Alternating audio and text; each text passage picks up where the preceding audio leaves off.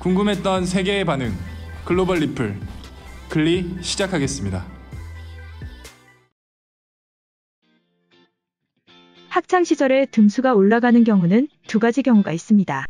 시험이 무난하거나 쉽게 나왔을 때는 모두가 다 같이 잘 보기 때문에 평소에 받았던 점수보다 훨씬 더 높은 점수를 받아야 등수가 올라가고, 시험이 어렵게 나올 때는 모두 점수가 떨어지기 때문에 평소보다 덜 떨어져야만 등수가 올라가죠. 지금 코로나 사태로 비추어 보면 전 세계는 현재 어려운 문제가 나온 시험을 치르고 있다고 할 수 있습니다. 평소와 같으면 한 해가 지날수록 모든 국가가 일정 수준 성장하기 때문에 더 발전된 국가로 평가되기 위해서는 더 뛰어난 성장을 해야 하지만, 현재와 같이 코로나로 인해 모든 경제가 침체되어 있고 오히려 역성장을 하는 경우에는 그와 반대로 적게 역성장을 해야만 상대적으로 더 발전된 국가가 될 수 있기 때문입니다. 이와 관련해 현재 전 세계 GDP 순위의 지각 변동으로 세계가 깜짝 놀라고 있다고 하는데요. 그 중심에는 우리나라 대한민국이 있습니다. 그간 우리나라는 전 세계 국내 총생산 순위는 10위권 초중반에 있었습니다. GDP라고 불리는 국내 총생산 지수라는 것은 한 나라에서 가게나 기업, 정부 등 모든 경제 활동을 하는 주체가 생산하는 재화나 서비스의 부가가치를 시장 가격으로 평가한 금액입니다. 쉽게 말해서 GDP를 통해서 해당 국가의 절대적인 경제 생산성 가치를 표현한 것이라고 말할 수 있는데요. 1인당 GDP가 아닌 국가 단위의 GDP의 경우 당연히 인구수가 클 경우 유리하게 작용합니다. 그만큼 생산 인구가 많기 때문에 적은 생산 활동을 통해서도 모이면 커지는 GDP를 만들 수 있기 때문이죠. 예를 들어 중국의 경우에는 국가 GDP가 무려 13조 6천억 달러에 달합니다. 우리나라 GDP인 1조 5천억 달러에 비하면 무려 9배에 달하는 가치인 것이죠. 하지만 우리나라의 경우는 전 세계에서 인구수가 많은 축에 속하지 않습니다. 2020년 기준으로 전체 인구 5,178만 명으로 전 세계 28위를 차지하고 있습니다. 인구수로 나누었을 때 보는 1인당 GDP의 경우에는 중국의 경우 2020년에서야 1인당 GDP가 1만 달러를 돌파했지만, 한국의 경우 2018년을 기준으로 약 3만 3천 달러로 중국의 3배 이상임을 알 수 있죠. 이와 같은 인구수의 절대적인 열등함이 있지만 놀라운 것은 바로 국내 총생산 GDP가 전 세계 10위권 내로 돌파했다는 것입니다. 이 수치가 값진 의미가 있는 이유는 앞서 말씀드린 것처럼 경제 인구의 불리함에도 불구하고 더 위로 치고 올라간 것에도 있지만 이번 코로나 사태의 훌륭한 방어를 입증한 것이기 때문이죠. 실제로 외국의 경우에는 코로나의 영향으로 인해 2분기에 역대급 마이너스 성장률을 보이는 국가도 있었기 때문인데요. 주로 선진국으로 불리는 유럽의 경우 코로나 영향을 직격탄으로 맞으며 마이너스 20%에 가까운 수치를 기록한 곳도 있고 평균적으로 마이너스 10% 수준의 성장률을 보여줬죠. 한국의 경우도 마찬가지로 마이너스 성장을 했지만 불과 마이너스 3.3%로 양호하게 버티고 있는 것을 보여주고 있습니다. 이 때문에 GDP가 9위로 올라서는 값진 결과를 얻을 수 있었던 것이죠. 작은 땅, 작은 인구에서 출발한 대한민국에서 이런 결과를 볼 수 있다는 것은 뿌듯해할 만한 소식인 것 같습니다.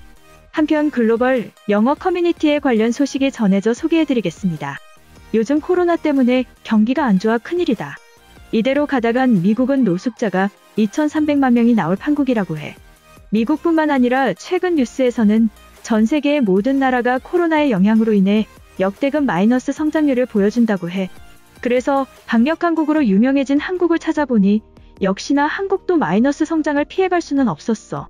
하지만 놀라운 건 한국의 GDP 순위는 9위권으로 3단계나 올라올 정도로 엄청난 방어를 보여줬다는 거야. 전쟁이 일어났던 불모지에서 10위권까지 왔던 것도 대단하다고 느꼈는데 이번 코로나 사태에서 철저한 방역을 보여주며 경제력까지 탄탄하게 방어하는 것을 보면 그들의 문화가 궁금해진다.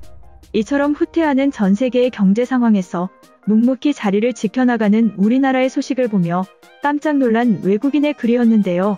해당 글에 달린 외국인 반응 살펴보겠습니다. 작년까지만 해도 한국이라는 나라가 어디 있는지도 알지 못했어. 그만큼 미디어에 노출되지 않았고 대부분의 미국인들은 북한의 핵무기에 대해서만 관심이 있었지. 그런데 이번 코로나 사태로 트럼프가 자주 언급하면서 한국의 방역과 세련된 시스템이 유명해졌다. 아시아에 여행을 가게 되면 꼭 가볼 예정이야. 전쟁으로 폐허가 된 지 얼마나 지났다고 GDP가 9위라는 거야? 삼성이 엄청난 회사라는 것은 알았지만 이 정도면 유럽의 선진국과도 동등한 수준이잖아. 스페인도 앞으로의 발전을 위해 한국에 대해 관심을 가질 필요가 있다. 솔직히 이제는 이미 기득권의 세상이야. 돈이 돈을 만들고 계급을 나누는데 새로운 성장을 위해서 젊음을 낭비하는 것보다 인생을 값지게 즐기는 것이 현명하다. 70년 만에 전 세계 최빈국에서 탑10 안에 드는 선진국이 되었어. 이것만큼은 존중하고 박수받아야 하는 일이다. 지금의 유럽 젊은이들은 성장보다는 안주하는 것에 익숙해서 걱정이야. 물론 막대한 세금으로 동기부여가 되지 않는 것은 나도 인정하는 부분이다. 한국이 선진국이라고? OECD에 가입하고 돈을 잘 번다고 선진국이 되는 것은 아니야. 문화와 시민의식이 바탕이 되어야 하는 것인데 나는 믿음이 가지 않는다. 한국인들과 같이 일해본 사람들은 알 수 있던 결과야. 그들은 온 국민이 워크홀릭이며 치밀하고 꼼꼼한 성격을 가지고 있다. BTS와 같은 문화사업뿐만 아니라 전자제품이나 미래기술에도 빛을 내고 있어. 그래도 9위는 생각보다 훨씬 더 높은 숫자인 것은 분명하지. 스위스의 젊은 사람들은 높은 세금이라는 핑계로 편안하고 경쟁적이지 않은 삶을 지향한다. 언제까지고 관광 수입과 과거의 기술로는 그런 생활을 유지할 수 없어. 한국이 새로운 시장에 대한 공격적인 투자로 빠르게 성장한 점은 보고 배워야 한다.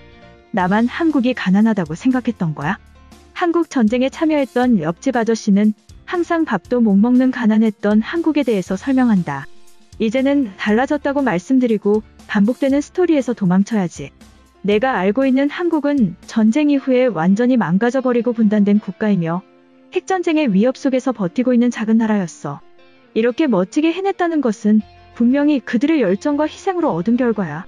국가마다 문화와 가치관이 다른 것인데 굳이 인생을 일에 대한 열정으로 채울 필요는 없다고 생각해.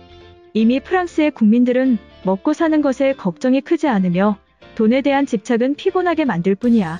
5년 전에 한국으로 여행을 갔을 때도 로마와는 완전히 다른 도시의 모습에 놀랐어. 과거의 흔적은 거의 없었지만 완전히 세련된 스마트 시티를 구성했다.